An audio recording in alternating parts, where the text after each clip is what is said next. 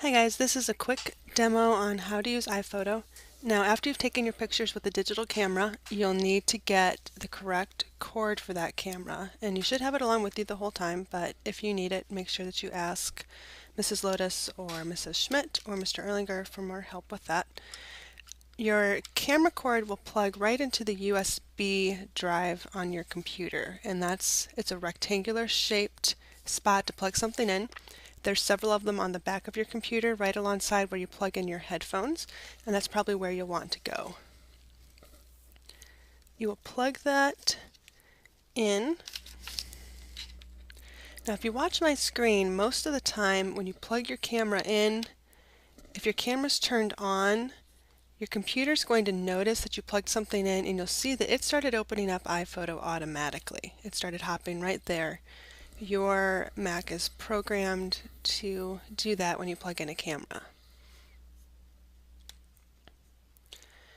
Now also, this computer automatically detected my camera over here and showed me the current files that are on it.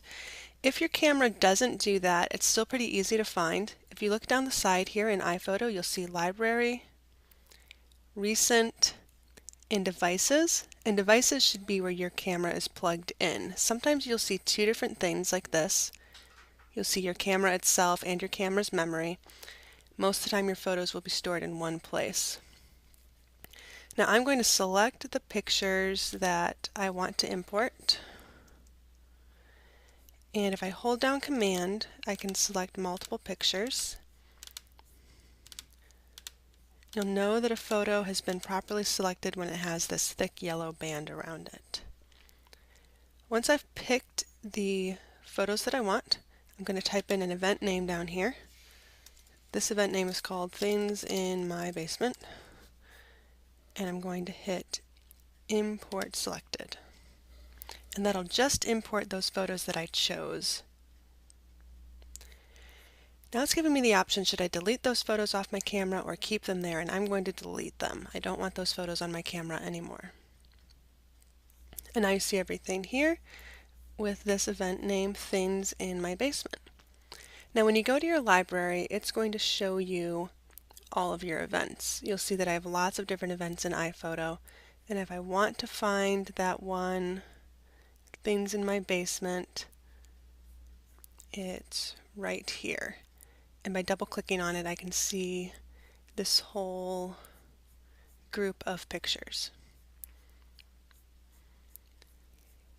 If you need to make a folder to store your photos in for your project, you can do it over here. You hit this plus button and it'll make a new album for you.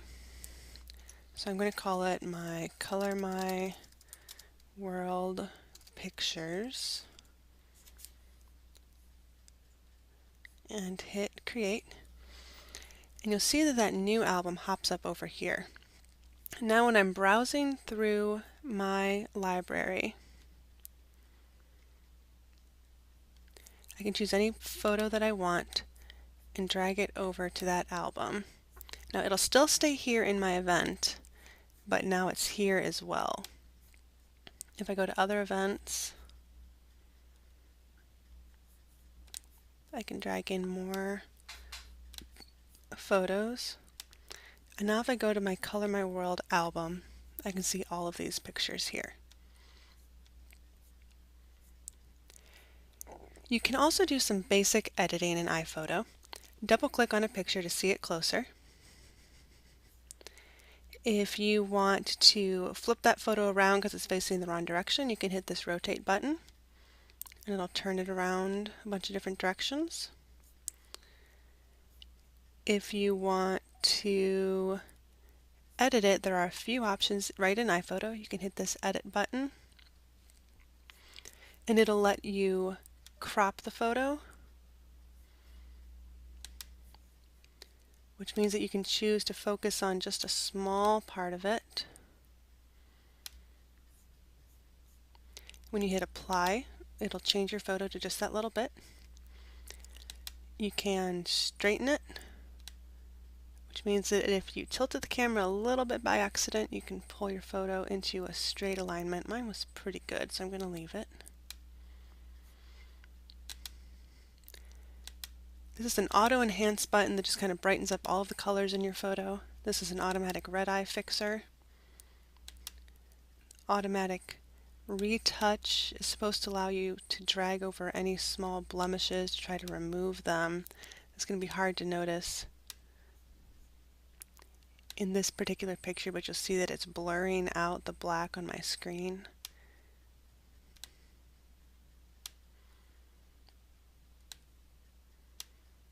Okay. And then there's special effects that you can add. Black and white, sepia, antique kind of mutes all the colors.